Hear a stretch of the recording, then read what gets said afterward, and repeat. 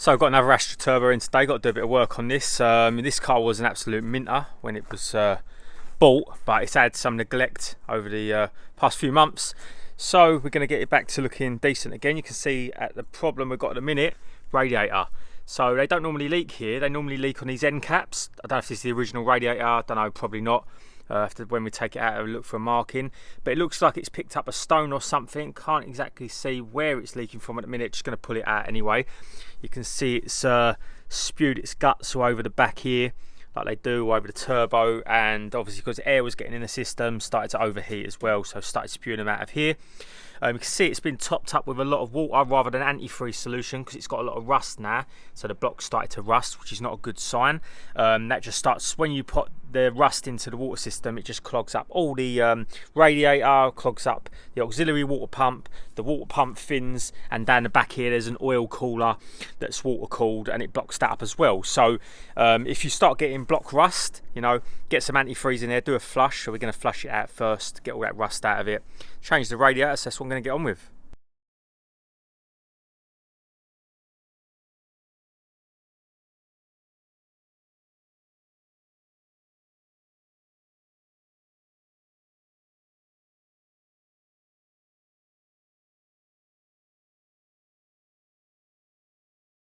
So you can just see I've just removed all the bumper and the intercooler. So it's got a nice intercooler on it. If we give it a clean up, it's got a nice decent size AirTech one. Obviously this is a stage 3 car, so I don't need anything more than that, but it fits really nice. And you can see the offending article here, the radiator. Now something's seriously wrong here. I can't see any damage to the actual core on this side of the radiator. It looks like it's sort of like a centralized area here.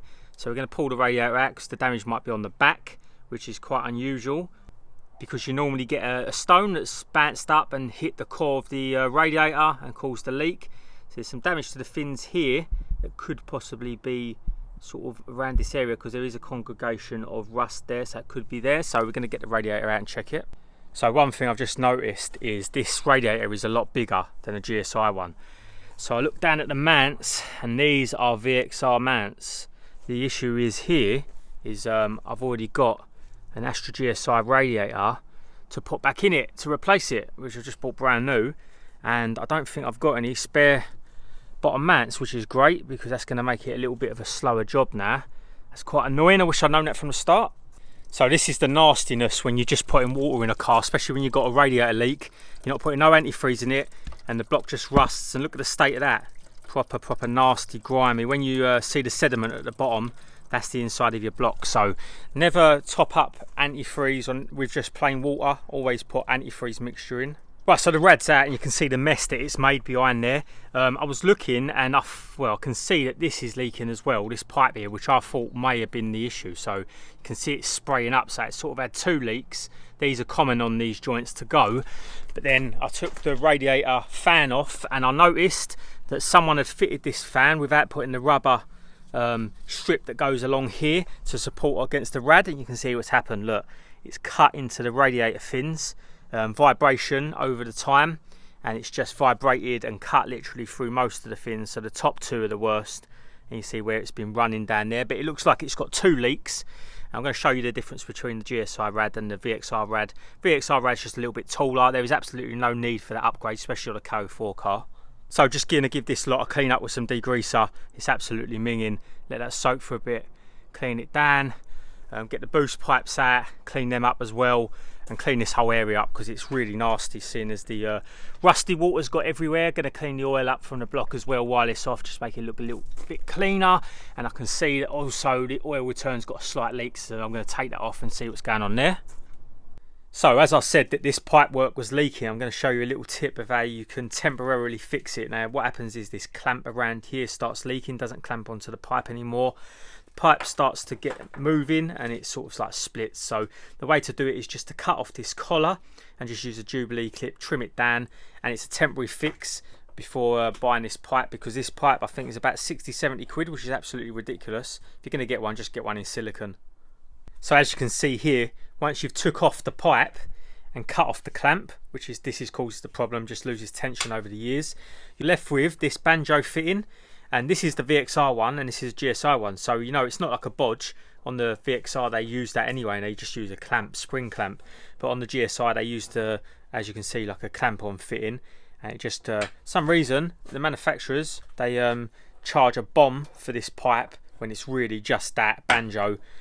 And a rubber pipe, which is very simple. So I'm just going to give that a quick trim down, and then put a Jubilee on it, and that's a nice temporary fix until you get a new one. Right, so it's time to get these brakes changed. You can see how nasty these wheels are at the minute. I hate working on dirty cars like this, so if you're going to bring a car to me, make sure you give it a wash first. But anyway, going to get these wheels off, clean them up, because I don't want to be handling them like that. And we've got some new brakes to go on it, some nice Brembo high carbon discs, and some Brembo pads. Nothing race, it's a road car as it is. It's a stage 3.5 car, you know, we don't need anything super high performance. So going to jack this up now, get the wheels off, change them brakes.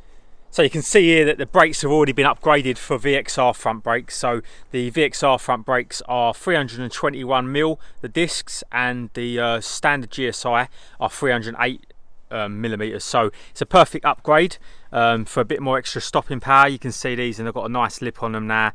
Pads have been changed at some point, but it's the discs that need doing. You can't see on the back at the minute, but I can feel them, and they're really worn. So we're going to pop these off, but first off, going to clean up this whole brake setup up so it's not absolutely filthy. You can see these calipers are actually blue, but they're absolutely coated in brake dust. So give them a quick clean up, and then we'll get them apart. Right, so I've just give these a clean up, and they actually have just been painted in a badly painted satin black. It looked like brake dust. You can see the blue underneath from the VXR brakes. You can see little stone chips or whatever, but it looks like what's actually happened is someone's really badly painted these with a paintbrush in like a, not even a satin black, I don't even know what colour that is. So anyway, right, so this isn't meant as a guide, but I just want to give you a quick idea of how quick it is and easy it is to change the discs and pads on your own car. So I want people to get out there and do it themselves rather than using mechanics. If you've got any problems, just message me on Instagram. So the GSI, which has the 308mm, or the VXR, or the Coupe Turbo, the Zavira GSI, on most of the brake systems they always use this system with a pin. So first off, just prise that out, get that pin out. That's for the sliding caliper. And then on the back here, which I'll show you, so the caps that I'm talking about are these. Just literally prise them off, and they're off. So inside there, there's a number 7 Allen key socket. So just, this is so bit off using a breaker bar for this because they're pretty seized up. So I'm trying to do it one-handed. And you see, they're pretty stuck, but they're undoing. So undo the 2, there's one there, and there's one at the bottom. Right, so just undoing this last pin at the back here. Once that's out, you can see, no grease or anything on them. Literally just pull the caliper to push the piston back in, and that's it. Caliper will literally just slide off, as easy as that. So don't be scared of doing it yourself. That's how easy it is to take the pads out. Right, so if you're changing the brake discs as well, you want to get this caliper carrier off. So on the back here, see there's a nut there, there's one there as well, and they're 18mm. So get them on the breaker bar. Get them on a nice long breaker bar so you can crack them off. And also there's a locating bolt there for the disc. But get the carrier off first. I should pull that carrier off, get the disc off. So remember, never let your caliper swing on its brake line. It's just going to stress it, cause leaks. Always put a cable tie, bungee cord, whatever you want to do. Just hang it up so it's no pressure on the brake lines. So this is why you always check the inside of your brake disc. So visually from the front, it actually looks not too bad. You can see like there's not a ton of wear. There's a little bit of a lip. You can see they're old.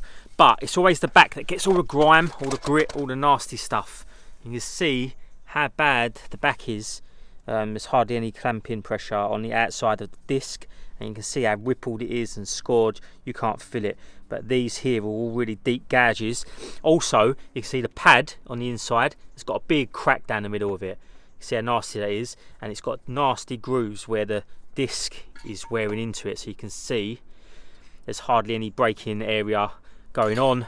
There's only like this small section here rather than the whole disc. So you always check the inside of the discs and the inside pads rather than the outside. So don't visually just look at them through the wheel. Jack the car up, have a look, and you can see as well most of the pressure goes on the inside. See how thin the disc, the pad is on the inside pad. It goes into the caliper.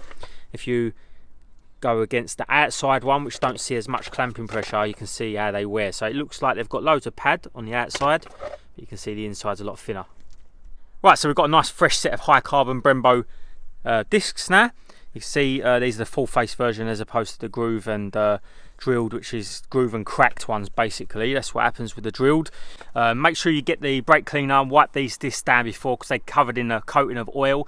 Some of the more modern discs now get painted so that you can just literally put them on straight on, but these ones are the high carbon versions that are still got an oil coating, so you need to wipe that off first. So also here on the hub you can see there's like a build up of rust from the old brake disc. Now what happens if you don't get rid of that is it can cause the disc to sit slightly off the hub, and obviously as the wheel rotates the disc will wobble a little bit, so make sure this is all rust free so it can sit nice and flush. Put a little bit of copper grease around here as well so it doesn't seize on. So next thing to do with the caliper, you can see that the piston's too far out now to get the brand new pads in. I'll just use a C-clamp, wind that down, pushes the piston in. Before you do that, undo the cap on your brake fluid reservoir, because sometimes the overflow and it can start pouring out. You don't want a pressure build up in there. And then it's just a case of reassembly. And now I know that a lot of people are going to be like, I know how to change my brake discs and pads, but this ain't for you. This is for the people that ask me on Instagram, tell me that these how-tos help them a lot. So I'm just trying to get them out there and getting them working on the cars and doing it themselves and doing it properly, rather than having a garage do it and you don't know the quality of the work. Right, so the last thing to do is you get your pad in this side first, you put it into the slider, into the carrier, and then you put a little bit of copper grease where the fingers are going to go, a little bit of copper grease on the slider as well so it can slide backwards and forwards. And then for the back pad, you can see this bit goes inside the actual caliper piston, so you lock that in and then start reassembling, and that's job done. So finally, after a bit of a delay, just got some radiator supports in. I swear this happens to me every time now. Every time I go to change a radiator on one of these cars now, someone swaps it out for a VXR one. So I think I'm going to check before I do any radiator work now. It must have been the cool thing to do a few years ago, so we can get this radiator mounted now. So fresh radiator time, so we've just gone for a stock rad on this one. There is ways that you can go for thicker rads. This is the turbo 32mm rad. You can see, nice fresh rad. They're pretty much universal, but the 32mm is on the turbo, and the diesel, if you want to know, has the 42mm core, which is even thicker. So if you want to use a stock rad with a thicker core, just use the diesel one. It's 40, as long as you get the 42mm one. So you see this rad don't come with rubbers. Lucky I've got some brand new ones. Always make sure you check these for splits or anything, because if these split, the rad starts to move around and that's not what you want. So you can see along here this edge that cut into the last radiator, I've put in some rubber trim along there just so it doesn't cut into the rad anymore. It's actually not touching it. You can see there's an air gap there now, but I just wanted it for peace of mind so we didn't have another damaged radiator. So radiator's all fitted. It's amazing how much fresher it looks with a nice fresh radiator. I wish they took a little bit more care when they packaged them. You wouldn't get these silly bent fins, but normally you've got the twin fans in front of them so you don't even see them. So let's get the bumper and everything fitted. I want to start this up just so you can hear the exhaust noise, difference between a 2.5 and the 3-inch, which is on my car. A lot quieter, a lot deeper sound on the 2.5-inch. So everything's back together now. Just done a boost leak check on it. Everything's perfect now. The fitment of that intercooler is very, very good. I'm very impressed. So a quick review on the AirTech intercooler if anyone's interested in it. I'm normally not a user of AirTech stuff because, you know, the fanboys in the Ford side of it really ruin it with all their sticker kits and everything. But this, it fits really nice. I wouldn't use their top pipe. I've got a top pipe off them. It's not very good. But up to here, it's included the map sensor bung. It's absolutely perfect. It fits really nice. Fits up in there tight. Bolts onto the slam panel. It's a decent size, fits in there perfectly between the rad, and you'll be able to get twin fans in there as well. So yeah, buy one of them with confidence if you're looking at it. So the car's up and running now. These cars pretty much self-bleed themselves. I've just done 5 litres of coolant in there. Just leave that loose till the thermostat opens, and all the air will bleed out the system on its own. I'm going to show you the exhaust note quickly on the 2.5-inch system. So quickly give it a little rev.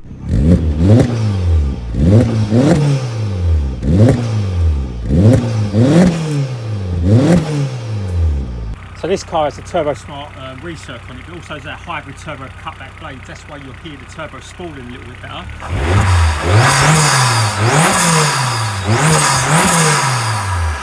That sounds pretty good.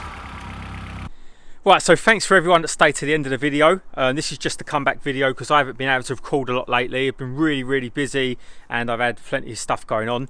So this is going to be the next project we're going to get on with. This is Mitsubishi Evo 5. It's got a lovely spec on it. I'm going to give you a walk around it in the next video. I just wanted to introduce you to it. You can see it's got some lovely bits on it. carbon fibre bonnet. This is one of my favourite Evos. It's the first of the wide body cars. You can see how wide it is. It's difficult to see in a video, but everyone knows what a Mitsubishi Evo looks like. And it just goes from the 4 to the 5 and gets really aggressive. And it goes to the 6, and then the 7 changes body totally. But I prefer the 5. It's probably the best looking one. You see this car's in Scotia white, which is one of the prettiest looking colours when these are polished up. So if you're looking forward to seeing this in the next episode, smash the like button, drop us a comment of what you think. Bit of Jap on the platform. A lot of people wanted the Subaru stuff, so I thought I'll get a Jap car, put it on the channel. We've got the Vauxhall, we've got the Opels, we've got the Fords now, so we've got them all covered. Hopefully we get a Cosy on here at some point, Escort or Sierra.